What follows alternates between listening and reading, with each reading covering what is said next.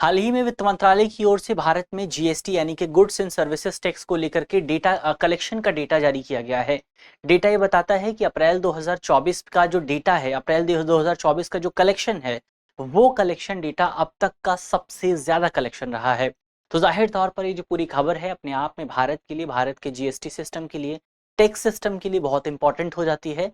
तो आज इस खबर में हम इसी विषय पर विस्तार से बात करने की कोशिश करेंगे।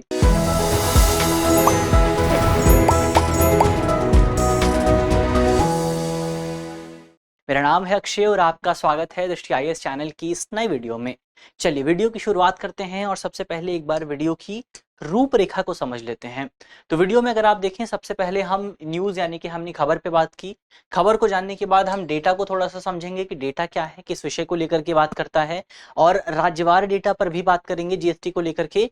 इसके अलावा ये जो बढ़ोतरी हुई है, इस बढ़ोतरी के कारणों को समझेंगे और फिर अंत में वस्तु एवं सेवा कर के विषय में कुछ इंपॉर्टेंट पॉइंट्स पर बात करेंगे और एक सवाल पर भी चर्चा होगी। सवाल आपका प्रीलिम्स का है और आप कमेंट बॉक्स में उस सवाल का जवाब दे सकते हैं। इसके अलावा ये जो पूरा टॉपिक है आपका सामान्य अध्ययन प्रश्न पत्र 2 से जुड़ा हुआ है और आप इसे 2 और 3 दोनों से जुड़ा हुआ है। आप इसे कर और गवर्नमेंट पॉलिसीज एंड इंटरवेंशन जैसे खंड से जोड़ करके देख सकते हैं।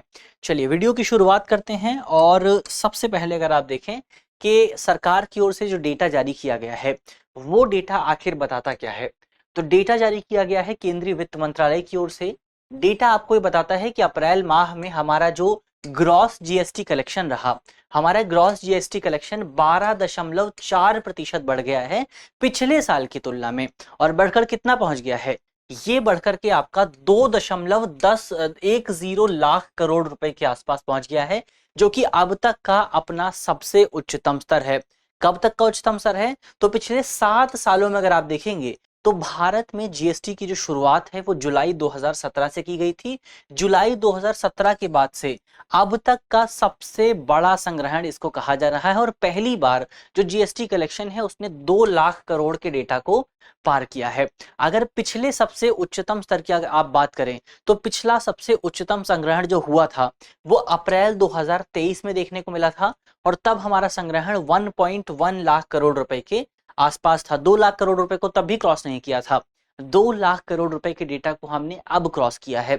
इसके अलावा अप्रैल माह के राज्यवार डेटा की अगर आप बात करें तो भारत के कुल 38 राज्यों और यूनियन टेरिटरीज में से तकरीबन 19 राज्यों और यूनियन टेरिटरीज में अगर आप देखेंगे तो वहां पर जो जीएसटी संग्रहण रहा है वो नेशनल एवरेज से ज्यादा रहा है। नेशनल एवरेज कितना है, नेशनल एवरेज है हमारा 12.4% और 19 राज्यों और यूनियन टेरिटरीज में यह संख्या ज्यादा रही है इस नेशनल एवरेज से। अगर आप सर्वाधिक जीएसटी कलेक्शन वाले राज्यों की बात करें तो महाराष्ट्र इसमें आपको पहले नंबर पर दिखाई देगा, जहां पर जीएसटी कलेक्शन में जो बढ़ोतरी हुई है वो 13% के आसपास है।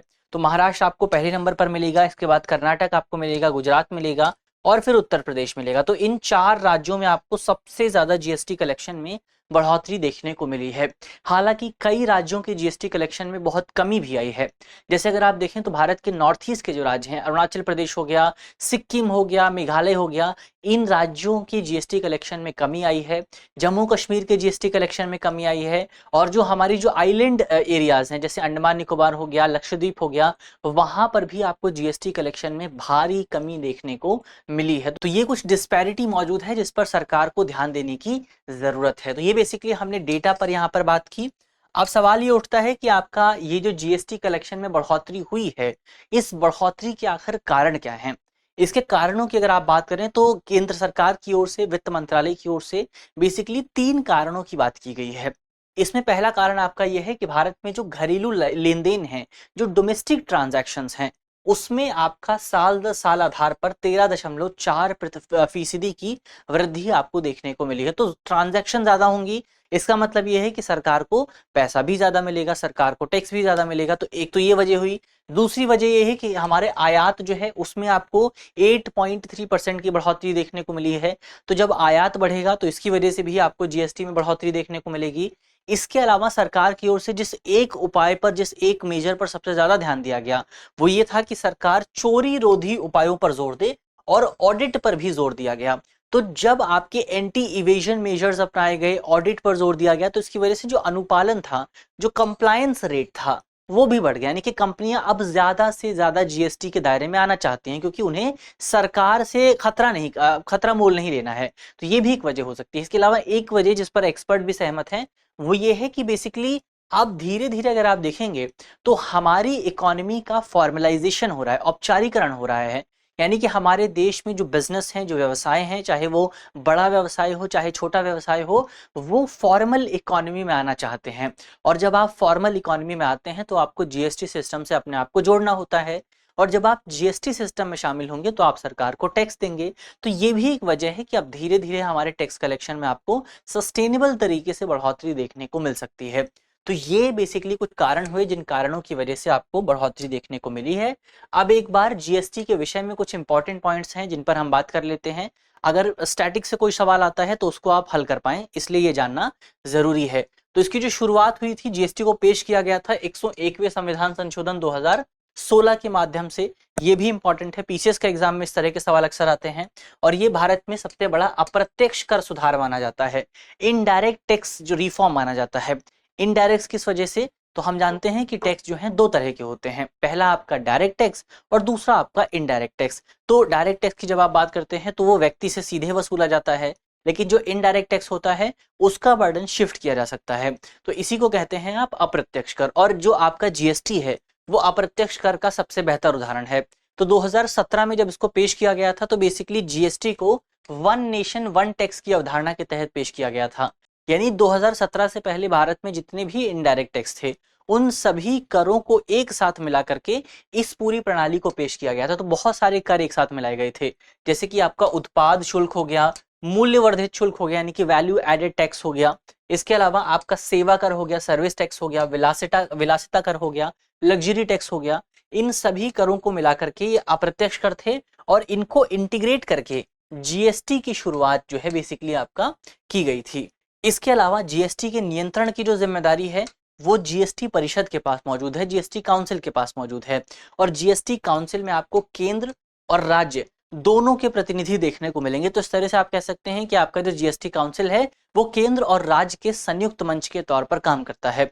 इसके अलावा जीएसटी परिषद की जो अध्यक्षता है उसमें केंद्रीय मंत्री जो होते हैं वो इसकी अध्यक्षता करते हैं, वो इसके सदस्य होते हैं और इसकी अध्यक्षता करते हैं। और केंद्रीय राज्य जो मंत्री हैं वो भी इसमें आपको शामिल होते हुए दिखाई दे जाएंगे। इसके अलावा प्रत्येक राज्य के वित्त मंत्री यानी राज्य का ऐसा मंत्री जो कि वित्त या फिर इस तरह की दूसरी टर्म उसको दी जा सकती है, जैसे आप उसको जो है प्रभारी वित्त मंत्री कह सकते हैं। इसके अलावा कराधान मंत्री भी कई बार कहा जाता है, या फिर किसी दूसरे मंत्री को जिसे नॉमिनेट किया जाता है वो मंत्री राज्य का प्रतिनिधित्व करता है इस पूरी काउंसिल में।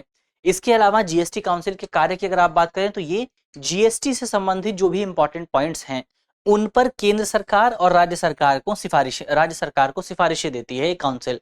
तो ये हमने जीएसटी और जीएसटी काउंसिल की बात की। जीएसटी स्लैब्स को अगर आप एक बार देखें तो भारत में आपको 5 जीएसटी स्लैब देखने को मिलेंगे।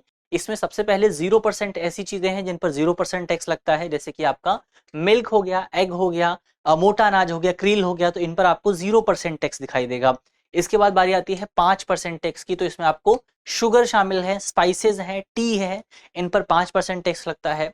फिर 12% टैक्स है कंप्यूटर हो गया, प्रोसेस फूड हो गया, 18% टैक्स आपका स्कूल बैग्स पर लगता है, 28% टैक्स आपका एसी और जो लग्जरी आइटम्स हैं उन पर आपको लगता हुआ दिखाई दे सकता है। तो ये बेसिकली इस पूरी खबर को हमने विस्तार से और बहुत डिटेल्ड तरीके से समझने की कोशिश की। अब अंत में इस पूरे विषय से जुड़े एक सवाल पर भी चर्चा हो जाए। सवाल आपका प्रीलिम्स का है और आप कमेंट बॉक्स में जवाब देंगे। सवाल में आपसे पूछा गया है कि जीएसटी परिषद की अध्यक्षता कौन करता है। हमारे ऑप्शंस हैं, ऑप्शन आपके सामने मौजूद हैं। ऑप्शन ए प्रधानमंत्री, ऑप्शन बी राष्ट्रपति, ऑप्शन सी वित्त मंत्री, ऑप्शन डी राज्य मुख्यमंत्री।